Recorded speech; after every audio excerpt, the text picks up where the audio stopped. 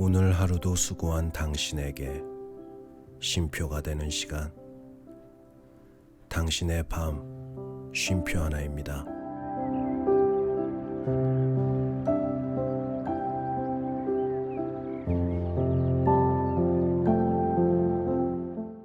안녕하세요. 남자 사람입니다. 과거의 인연을 만난다면 과연 여러분은 어떨 것 같으세요? 글쎄요, 참 상상도 하기 어려운데 오늘 드디어 이 데이지가 니게 집으로 찾아오게 됩니다. 당연히 개츠비도 데이지를 함께 기다리고 있죠. 데이지를 정말 오랜만에 보게 되는 개츠비, 과연 어떤 모습으로 데이지를 맞이하게 될지. 그럼 당신의 밤 쉼표가 되는 시간 시작해 보도록 하겠습니다.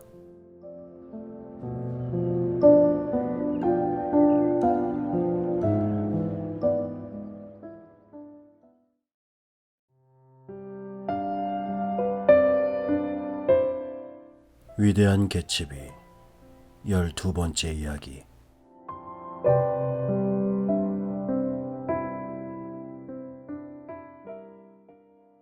제5장. 그날 밤 웨스트에그에 들어섰을 때 나는 내 집에 불이 난 줄 알고 잠시나마 가슴이 철렁 내려앉았다. 새벽 2시였는데도 그 주변이 환하게 빛나고 있었던 것이다. 그 불빛은 관목숲을 현실이라고는 믿어지지 않을 만큼 환하게 비추고 있었고, 도로변의 전선은 가느다랗게 번뜩이고 있었다. 모퉁이를 돌아섰을 때 그 모든 것이 개츠비의 저택 탑에서부터 지하실까지 불빛을 밝혀두었기 때문이라는 것을 알았다. 처음에 나는 또 파티가 열린 줄 알았다. 요란스런 파티가 숨바꼭질이나 밀어내기 놀이로 발전해서 저택 전체가 그 놀이터로 변해 있는 것이 아닌가 하는 생각이 들었다. 하지만 개츠비의 저택으로부터 아무런 소리도 들려오지 않았다. 단지 바람 소리만이 나무꽃을 스쳐갈 뿐이었다. 바람이 전선을 흔들면서 집 전체가 어둠 속에서 깜빡이고 있었던 것이다. 내가 타고 온 택시가 엔진 소리를 내며 사라진 뒤 개츠비가 잔디밭을 가로질러 내 집 쪽으로 다가오고 있었다. 집이 마치 만국 박람회장 같군요. 내가 먼저 말을 걸었다.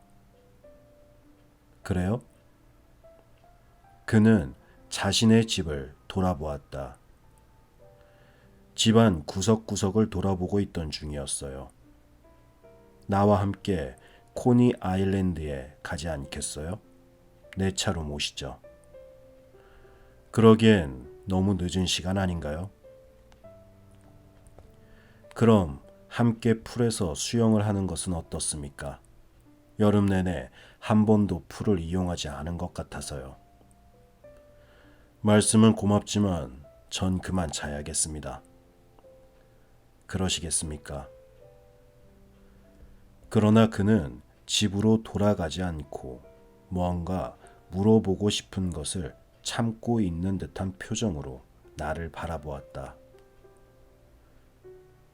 베이커 양을 만나고 오는 길입니다. 잠시 후 내가 먼저 말을 꺼냈다. 내일 데이지에게 전화해서 우리 집에서 차나 한잔 하자고 말할 참입니다. 아, 그거 좋은 생각이군요. 그는 관심이 없는 듯 말했다. 하지만 당신한테 폐를 끼치고 싶지는 않군요. 몇 시가 좋을까요? 당신이야말로 언제쯤이 좋겠습니까? 그리고 서둘러서 덧붙였다. 오후에 하는 건 어떻겠습니까? 그는 잠시 생각하더니 이윽고 주저하듯이 말했다. 내일은 잔디를 손질할 생각이었습니다. 우리는 동시에 발 아래를 내려다보았다. 제 마음대로 자란 내 집 잔디밭과 손질이 잘 된 그의 진초록 잔디밭은 뚜렷이 구분되어 있었다. 나는 한순간 그가 우리 집 잔디를 깎겠다는 것은 아닐까 하는 생각을 했다. 한 가지 더 말씀드리고 싶은 것이 있습니다. 그는 망설이는 듯한 말투로 조금 더듬거리고 있었다. 그럼 며칠 뒤로 미룰까요? 내가 물었다. 아니, 난 단지 저기 있잖소. 나는 잠시 주저하더니 이윽고 결심했다는 듯이 말했다. 당신이 별로 큰 수입을 벌어들이지 않는 것 같아서 말입니다. 큰 수입은 아니죠. 내 대답이 그를 약간 안심시킨 모양이었다. 그는 한결 밝은 얼굴로 말했다. 수입이 넉넉지 않을 거라고 생각했습니다. 신뢰가 될지도 모르겠지만 나는 부업으로 장사에 손을 좀 대고 있습니다.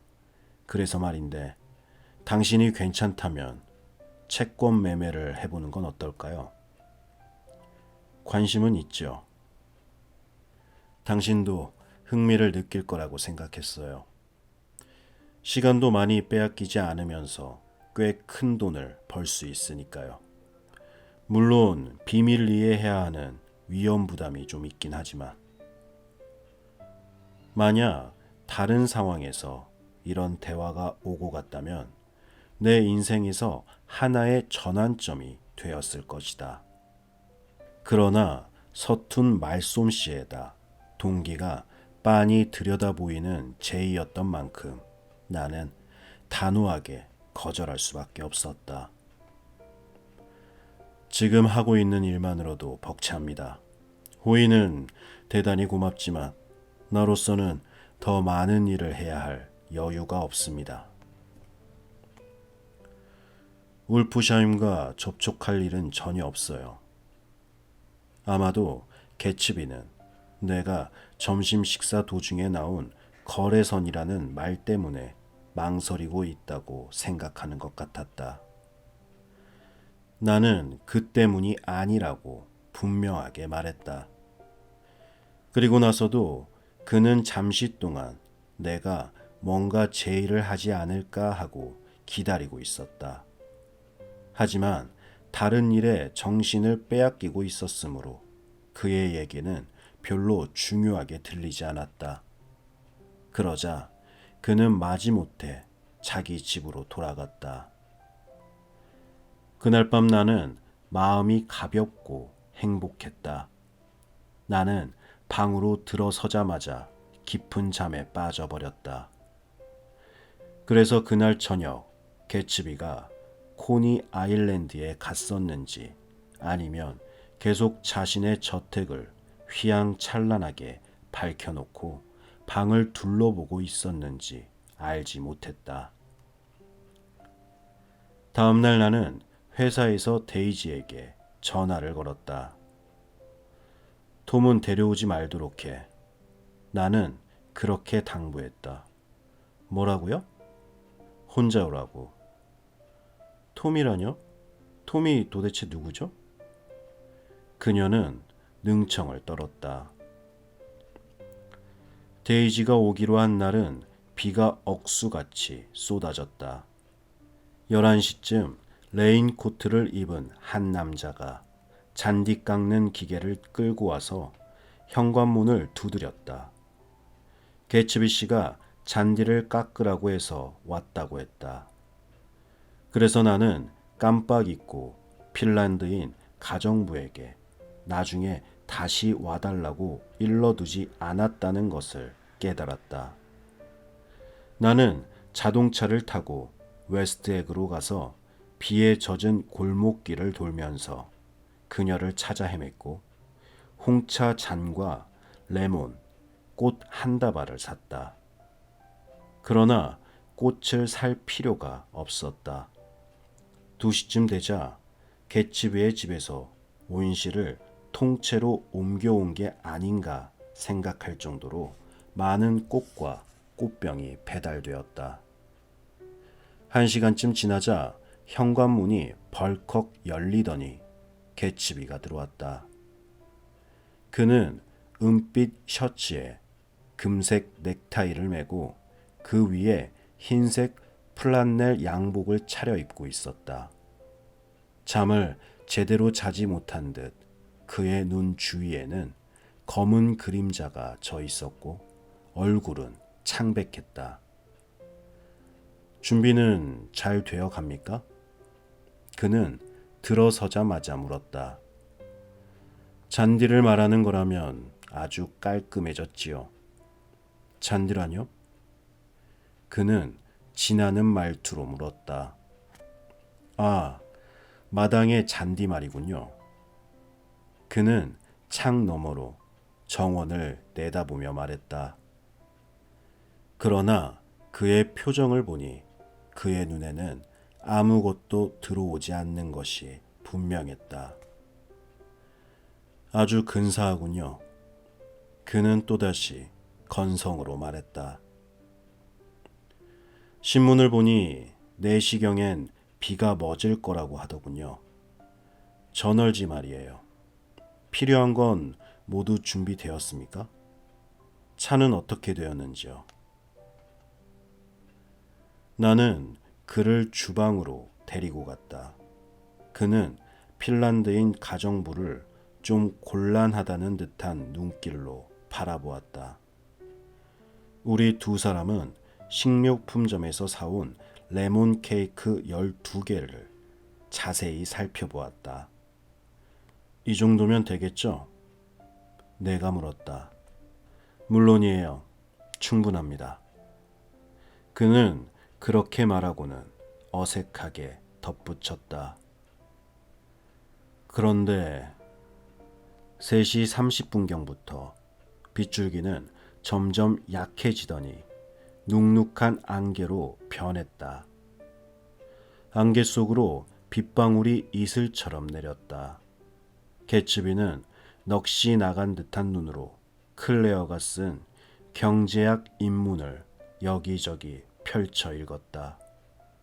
그리고 부엌에서 들려오는 핀란드 여자의 발걸음 소리에 깜짝 놀라기도 하고 문 밖에서 무슨 어마어마한 일이라도 벌어진 듯 이따금 어둑어둑한 창밖을 내다보기도 했다.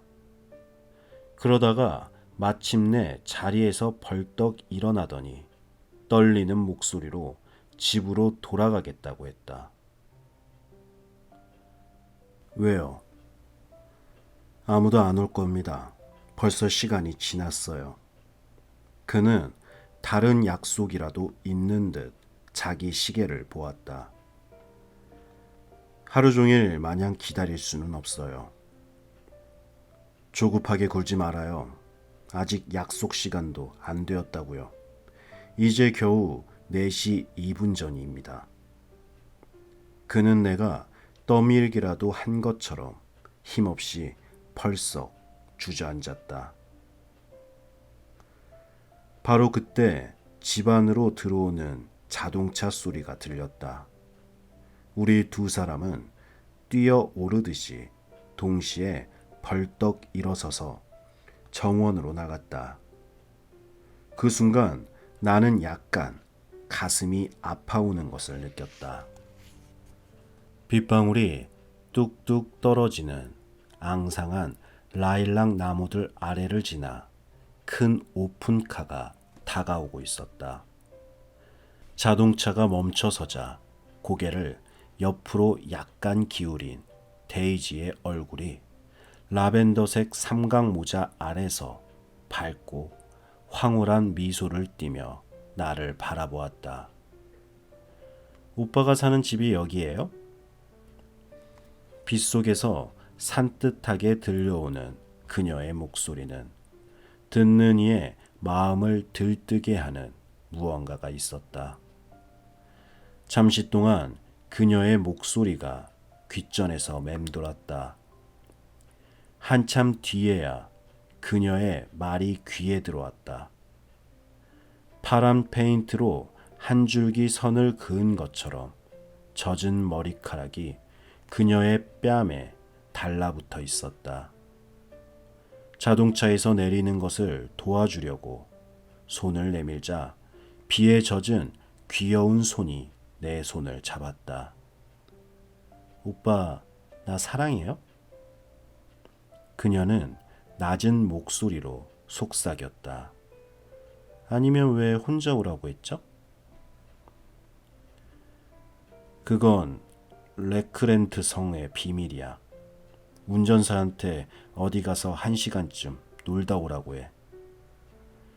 1시간 정도 있다가 데리러 와요, 퍼디. 데이지는 운전사에게 그렇게 말하고 나서 점잖은 목소리로 속삭였다. 운전사 이름이 퍼디예요. 저 사람 코도 휘발유의 영향을 받고 있는 거야? 어머, 그렇지 않을 거예요. 그녀는 순진하게 대답했다. 왜 그렇게 생각해요? 우리는 집 안으로 들어갔다. 그러나 거실에는 아무도 없었다. 이상한데? 무심코 나는 큰 소리로 말했다. 뭐가 이상하다는 거예요? 그때 점잖게 현관문을 두드리는 소리가 들렸다. 데이지는 문 쪽을 돌아보았고 나는 천천히 다가서서 문을 열었다. 현관에는 죽은 사람처럼 핏기 없는 얼굴을 한 개츠비가 빗속에서 코트 주머니에 마치 무거운 물건이라도 넣은 것처럼 양손을 푹 찔러 넣은 채 침통한 표정으로 나를 바라보았다. 그는 주머니에서 손을 빼지도 않은 채 내 옆을 성큼성큼 지나 안으로 들어오더니 줄타기 인형처럼 몸을 빙 돌려 거실로 사라졌다. 하지만 나는 그런 모습이 조금도 우습지 않았다. 나 또한 심장 고동 소리를 의식하면서 다시 퍼붓기 시작한 비가 들이치지 않도록 현관문을 닫았다. 거실에서는 한동안 아무 소리도 들리지 않았다. 잠시 후 낮은 속삭임과 웃음소리에 이어 데이지의 들뜬 목소리가 들려왔다. 당신을 다시 만나게 되어서 정말로 기뻐요. 그러고는 또다시 아무 소리도 들리지 않았다. 나는 그 정적이 어쩐지 불안했다. 더 이상 현관에 있을 수도 없어서 나는 거실로 들어갔다. 개츠비는 그때까지도 양손을 주머니에 찔러 넣은 채 벽난로에 기대어 서서 몹시 따분한 듯한 태도를 가장하고 있었다. 그는 벽난로 위에 놓인 멈춰버린 시계의 숫자판을 덮을 정도로 머리를 지나치게 뒤로 젖히고 있었다. 그리고 긴장된 눈빛으로 데이지를 뚫어져라 바라보았다. 데이지는 조금 놀란 표정을 짓고 있었지만 딱딱한 의자 끝에 우아하게 앉아 있었다. 우리 예전에 만난 적이 있어요. 개츠비가 중얼거렸다. 그는 힐끗 나를 보며 미소를 지으려고 했지만 입술만 벌어졌을 뿐이었다. 바로 그때 그의 머리에 눌린 시계가 뒤로 넘어졌다. 당황한 그는 떨리는 손으로 시계를 제 위치에 세워놓았다. 그리고 어색한 동작으로 소파에 앉아 팔걸이에 팔꿈치를 올리고 손으로 턱을 괴었다. 시계를 넘어뜨려서 죄송합니다. 그가 말했다. 이번에는 내 얼굴이 열대지방의 태양에 그을린 것처럼 새빨갛게 달아올랐다. 즉흥적으로 무마할 수 있는 상황인데도 이상하게 의례적인 말밖에 나오지 않았다. 가지도 않는 낡은 시계인데요, 뭘. 나는 바보스런 대꾸를 했다. 누가 들으면 시계가 바닥에 떨어져 산산조각이라도 난 줄 알 것이다. 우리 몇 년 만에 만나는 거죠? 데이지의 목소리는 지나치게 담담했다. 11월이면 꼭 5년이 됩니다. 개츠비도 기계적으로 대답했다. 그러나 한순간이나마 우리에게 과거를 돌아보게 해주었다. 나는 그 두 사람에게 부엌으로 가서 나를 좀 도와달라고 했다. 그제서야 두 사람은 겨우 자리에서 일어났다. 하지만 바로 그때 눈치도 없는 가정부가 쟁반을 들고 나타났다.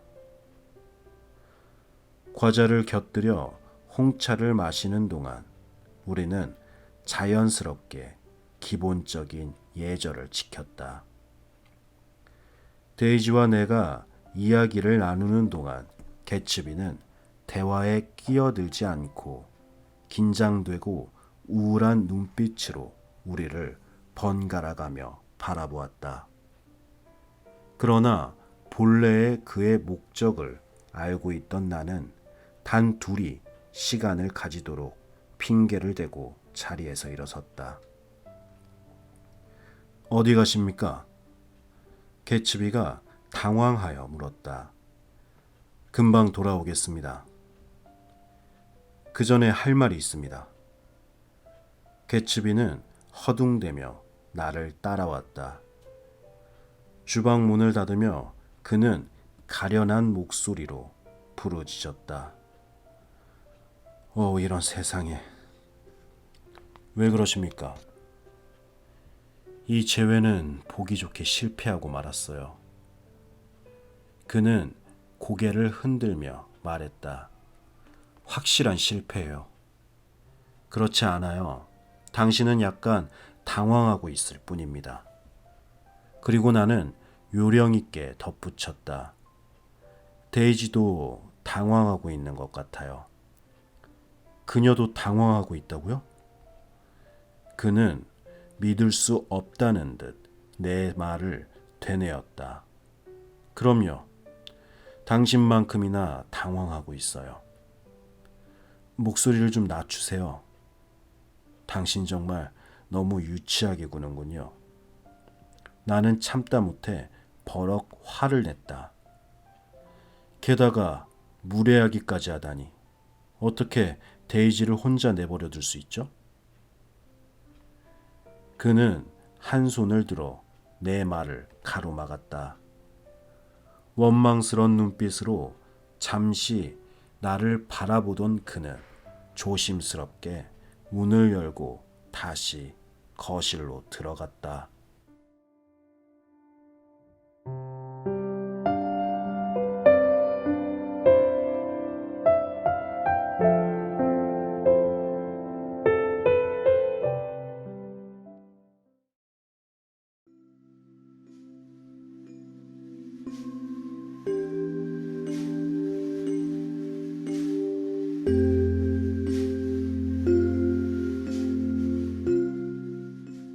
네. 여러분은 개츠비의 모습을 어떻게 보셨나요? 생각보다 굉장히 귀엽게 느껴지시지는 않았나요? 이 뭔가 안절부절 못하는 그런 개츠비의 모습을 상상하니까 그 모습이 더욱 재미있었던 것 같습니다. 네. 정말 간절히 그리던 그런 옛 연인을 만나게 된다면 저도 사실 말조차도 걸기 어려울 것 같아요.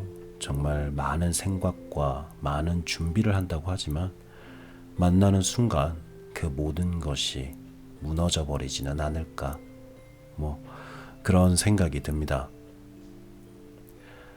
그럼 오늘은 글쎄요, 이제는 볼 수 없는, 현실에서는 볼 수 없는 그런 옛 연인과의 추억을, 예전에 좋았던 그런 추억을 생각해 보시는 건 어떨까요?